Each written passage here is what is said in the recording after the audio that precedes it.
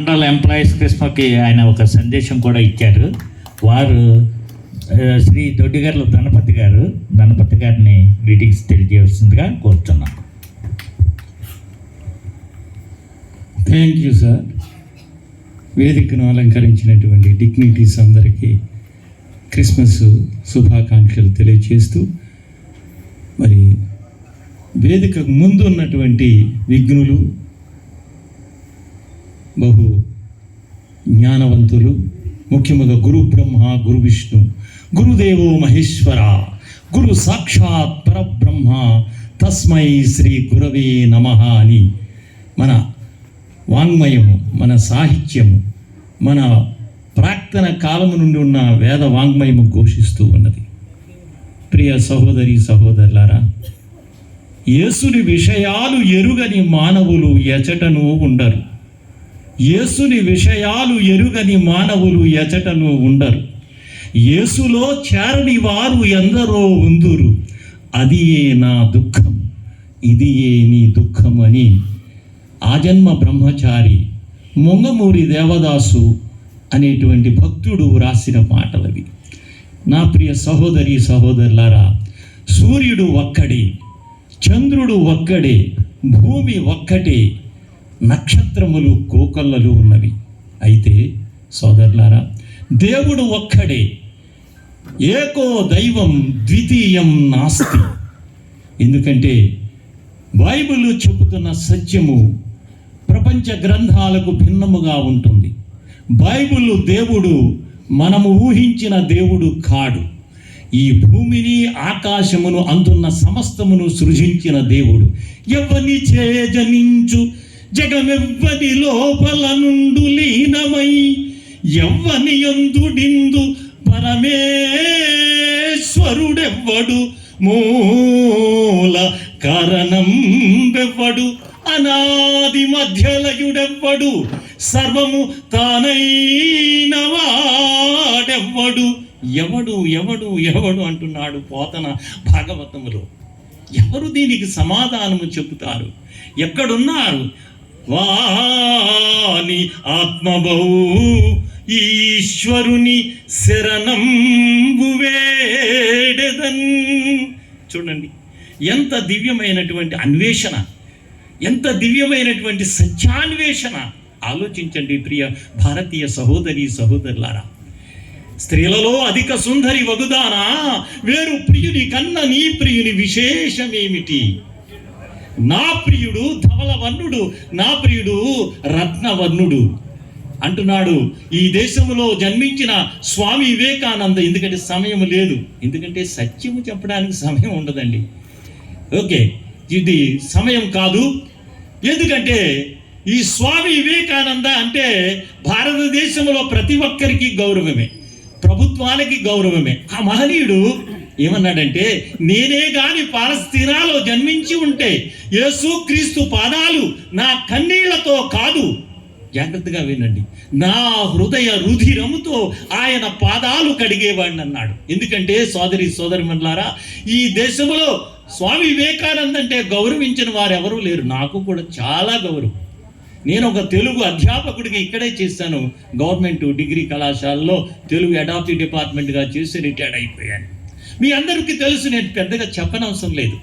ఎందుకంటే స్వామి వివేకానంద గారు చెప్పినటువంటి మాట ఎందుకు చెప్పాడు ఆయన, ఎందుకు క్రీస్తుని కొనియాడాడు, ఎందుకు క్రీస్తు అంటే అంత గౌరవం ఆలోచించండి. ఎందుకంటే సమయం లేదు కనుక నేను క్లోజ్ చేసేస్తాను తొందరగా, ఎందుకంటే నాకు ఇచ్చినటువంటి హెచ్చరికను బట్టి నేను క్లోజ్ చేసేస్తాను.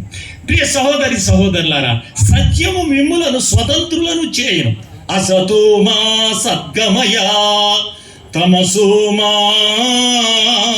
జ్యోతిర్గమయా మృత్యోర్మా అమృతాంగమయా. ఓం శాంతి శాంతి శాంతి అని బృహదీయోపనిషత్తుల్లో యాజ్ఞవల్క మహర్షి ప్రార్థించాడు.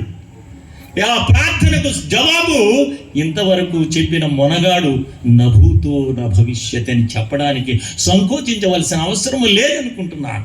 ఎందుకంటే మహనీయులెందరో మహనీయులెందరో మహిలోన జన్మించి పరిశుద్ధుడైనట్టి ప్రభువెవండు. జాగ్రత్తగా వినండి. Holiness is next to godliness. పరిశుద్ధతే దైవత్వానికి ప్రతీక. పరిశుద్ధత లేనివాడు దేవుడు కాడు. ఎందుకంటే ఇవి సత్యాలు, నిత్య సత్యాలు. ఆహారం ఎంత అవసరమో, గాలి ఎంత అవసరమో ఈ దేశంలో భక్తికి అంత ప్రాధాన్యత ఇచ్చారు. కానీ సర్వసత్యాన్ని తెలుసుకోకపోతే, ప్రసంగి అని సొలొమోను మహాజ్ఞాని, బైబిల్లో 2 జ్ఞానులు ఉన్నారు. పాత నిబంధనలో సొలొమోను, కొత్త నిబంధనలో అపోస్తులుడైన పౌలు. ఆ జ్ఞాని అయిన సొలొమోను అంటాడు, ఊరికి పోవు త్రోవ ఎరుగని వారై బుద్ధిహీనులట తమ ప్రయాస చేత ఆయాసపడుతున్నారట. Please note this point. విగ్రులారా ఆలోచించండి. మోక్షం అనేది ఉచితంగా వచ్చేది కాదు.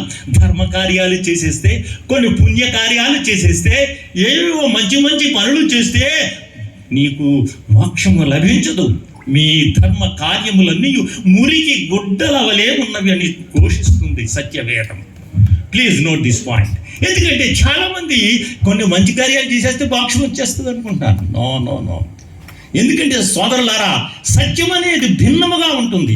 సత్యం అనేది చెడుగా ఉంటుంది. సత్యం అనేది లోతుగా ఉంటుంది. పైన ఉండదు సత్యం. కనుక జీసస్ క్రైస్ట్ అంటున్నాడు, మన భారతదేశంలో 108 ఉపనిషత్తులు ఉన్నాయి. అందులో 13 శ్రేష్టమైనవి. అందులో ఒక ఉపనిషత్తు ప్రశ్నోపనిషత్తు, బృహదరణ్యకోపనిషత్తు. ఈ బృహదరణ్యకోపనిషత్తుల్లో ప్రార్థిస్తున్నాడు, అసతోమా సద్గమయ, తమసోమా జ్యోతిర్గమయ, మృత్యోర్మా అమృతాంగమయ. ఎవరు చెప్పారు? బుద్ధుడు చెప్పాడా? వివేకానందుడు చెప్పాడా? రామకృష్ణ పరమహంస చెప్పాడా? శంకరాచార్యులు చెప్పాడా? మధ్వాచార్యులు చెప్పాడా? రమణ మహర్షి చెప్పాడా? ఒకే ఒక్కడున్నాడు. ఈ సత్యమును ఎవరైతే విశ్వసిస్తారో వారు నిత్య జీవాన్ని పొందుతారు. ఏకో దైవం. ఆ దేవుడు ఎలా ఉండాలి? ఆయనే యేసుక్రీస్తు. మానవాళి కొరకు తన రక్తాన్ని చిందించిన వాడు. సమవేద తాండియ బ్రాహ్మణములో చెప్తుంది, సర్వ పాప పరిహారో రక్త ప్రోక్షణం ఆవశ్యకం, తద్రక్తం పరమాత్మేన పుణ్యదాన బలియాగం అని చెప్తుంది. ఎవరు చిందించారు రక్తాన్ని? గొర్రెల రక్తము, మేకల రక్తము, కోళ్ల రక్తము వల్ల మోక్షము లభించదని ఘోషిస్తుంది వేదం. సర్వ పాప పరిహారో రక్త ప్రోక్షణం ఆవశ్యకం, తద్రక్తం పరమాత్మేన పుణ్యదాన బలియ. పరమాత్ముడు చిందించాలి, ప్రజాపతి చిందించాలి. ప్రజాపతి దేవేభ్య ఆత్మానం యజ్ఞం కృత్వం ప్రాయచిత్తే పాప నాశనం. చూసారా? ఆ పరాత్పరుడు, ఆ మహర్షులు చేసిన ప్రార్థనకు జవాబు చెప్తున్నాడు, నేనే మార్గం. I'm the way. నేనొక మార్గాన్ని అనట్లే, నేనే మార్గం. I'm the way. ది అనేది డెఫినెట్ ఆర్టికల్. ఆలోచించండి విఘ్నులారా. ఎందుకంటే మోసపోకుడి, దేవుడు వెక్కిరింపబడడు. మనుష్యుడు ఏమి విత్తునో ఆ పంట కోయును. పునీతమైనది భారతదేశం. స్వామి వివేకానంద అంటున్నాడు, అయ్యా గమనించండి, భూమి మీద రక్త మాంసములు కలిగి నడయాడిన దైవమే యేసుక్రీస్తు అన్నాడు. కనుక ముగిస్తున్నాను. చాలా సంతోషం ప్రియులారా.